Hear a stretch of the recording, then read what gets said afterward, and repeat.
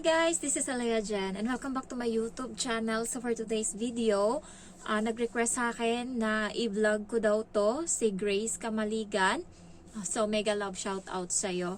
So sabi niya sa akin, ate, i-vlog mo naman kung ano yung kaibahan ng 1 month notice and on the spot na break contract. So eto muna is sa helper or sa katulong na rules or patakaran. So, kapag ikaw nakatulong is mag 1 month notice ka, ang makukuha or halimbawa mag 1 month notice ka ngayon February 1. So, nagbigay ka ng papel sa amo mo na mag-break ka ng contract 1 month notice and ang last day mo is March 1. So, wala kang babayaran sa amo mo na kung anong fee kasi nag-break ka ng contract, karapatan mo yon, karapatan din ng amo anytime kung ano yung gusto nilang gawin. Ayan.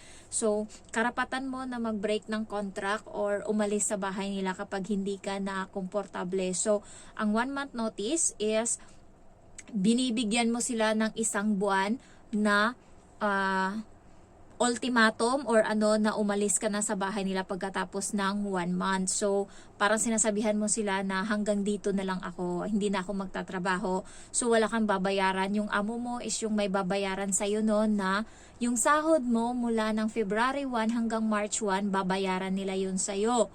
Tapos, kung may annual leave ka, halimbawa, umabot ka dyan ng 1 year, so may 7 days annual leave ka, babayaran nila yon. Aside sa sahod mo ng mula February 1 to March 1 na bayad, annual leave, and then may travel allowance, yun yung mula sa bahay nyo hanggang sa airport is yung iba nagbibigay ng $100, pero yung amo ko 200 yung binibigay niya para sa transportation allowance. And then next is, halimbawa, ano pa ba yung iba? Ticket, guys. Babayaran nila yung ticket sa'yo or ibubuk ka nila ng ticket with 20 kilogram na baggage allowance. So, yun yung karapatan mo kapag nag 1 month notice ka. Ano naman yung break contract? Pag break contract is yun yung, ano naman yung on the spot termination?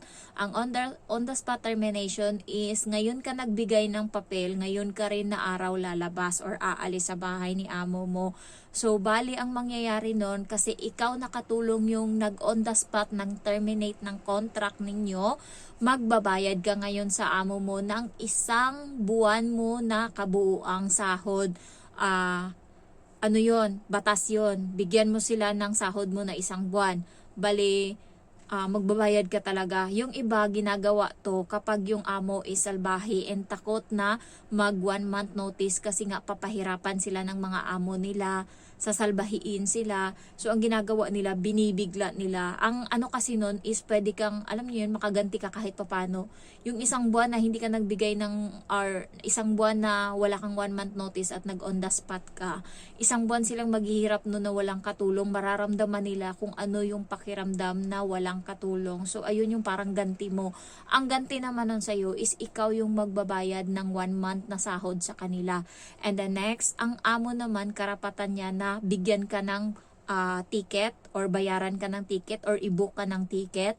Pag may annual leave ka, bayaran din nila yung annual leave mo. And then transportation allowance. Ayun. So, siguro, lugi ka kapag on the spot ka. Pero kasi yung iba hindi kaya, guys. Hindi kaya yung yung pahirap ng amo sa kanila. Pero ako, kahit papano, kahit takot ako nung nakaraan mag 1 month notice kasi 'di ba nga natatakot ako na magbago yung pakikitungo nila. Pero hindi naman pala, sa unang bigay mo pa lang ng papel, doon lang sila masyadong galit or pero pag sa mga sumunod na araw tanggap naman na nila, pero may iba talaga na mapahirapan ka talaga. So titiisin mo kung gusto mo na nang hinayang ka na yung pera mo na sana 37,000 din yon, pag ibigay mo yon sa amo mo, sayang 'di ba?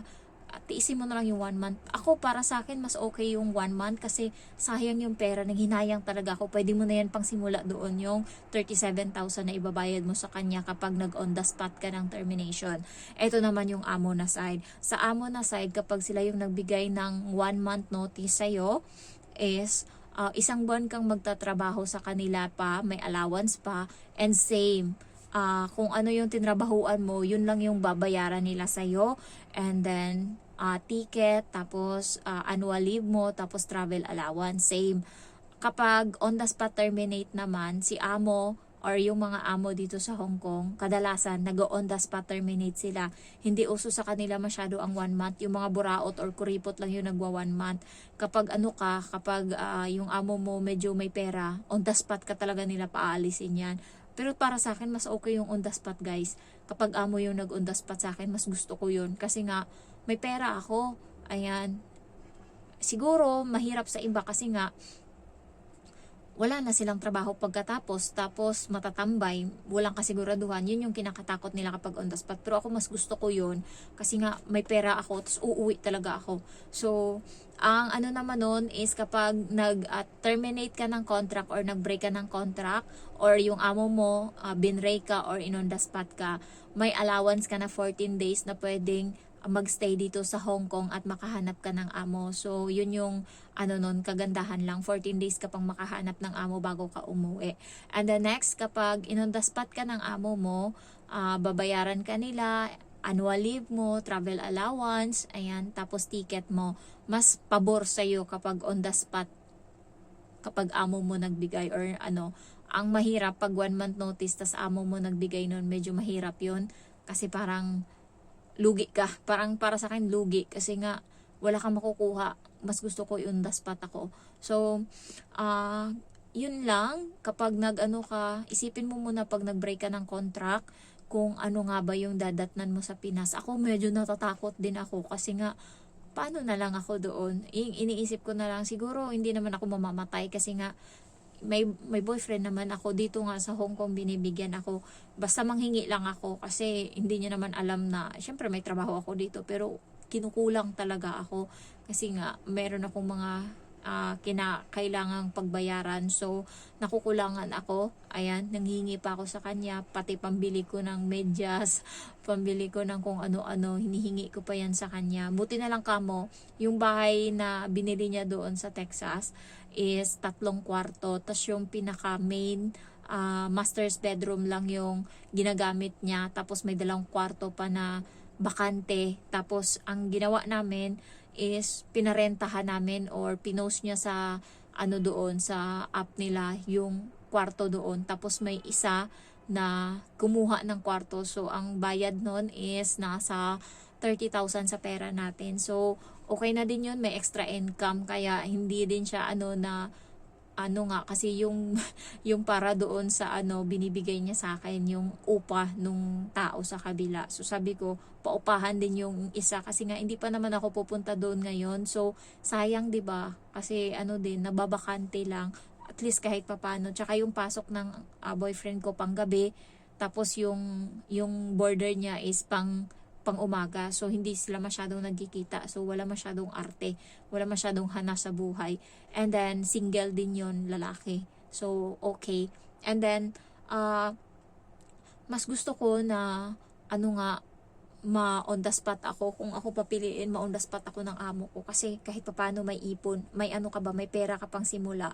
Tsaka kung gusto mo pang bumalik, ayan, mag-apply ka na.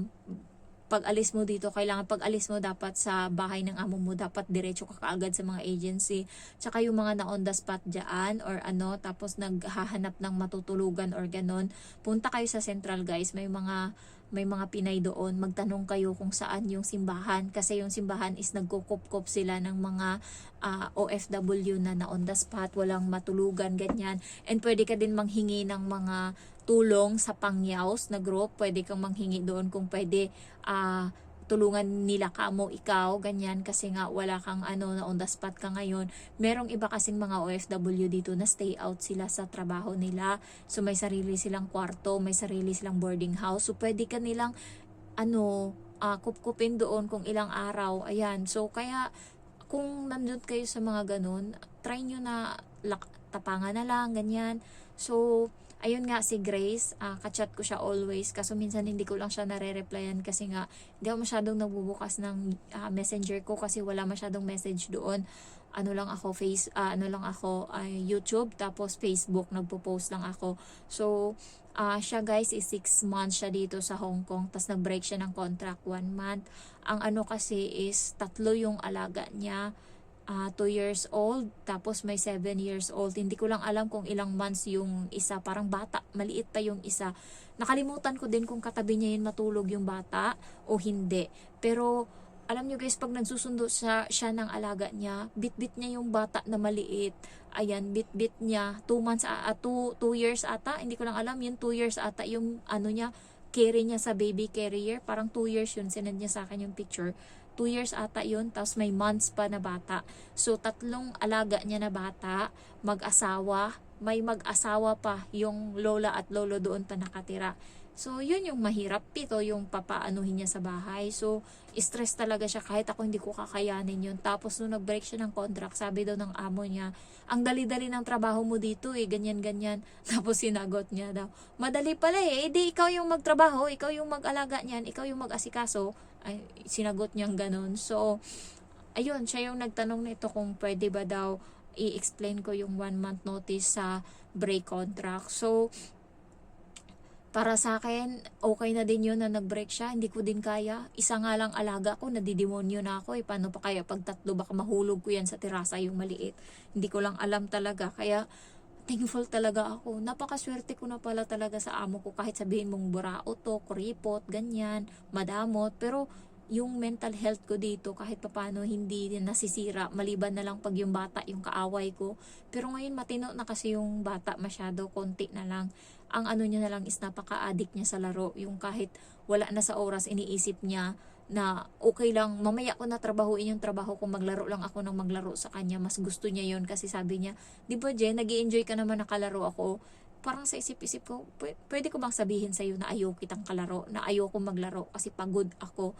Hindi ko lang masabi-sabi, pero yun yung nararamdaman ko. So far, yun lang. Pero yung stress ako dito sa bahay, thanks God, hindi.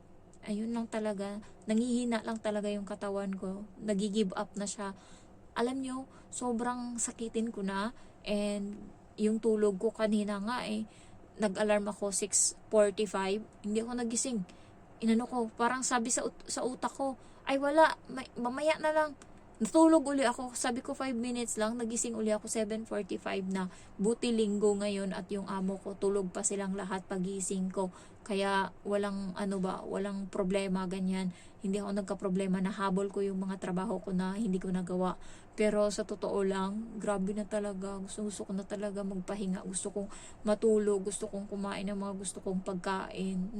Ayun talaga yung nilulook forward ko. Kaya konting tiis na lang, 6 weeks na lang yung natitira. So pagka natapos ko tong weeks na to, 5 na lang. Tapos may Chinese New Year pa. So hindi ko mararamdaman yun hanggang sa unti-unti matatapos ko na din to, and thanks God. So yun lang. Sana may napulot kayo na aral about sa 1 month notice and on the spot terminate. So thank you for watching and I love you all. Bye-bye.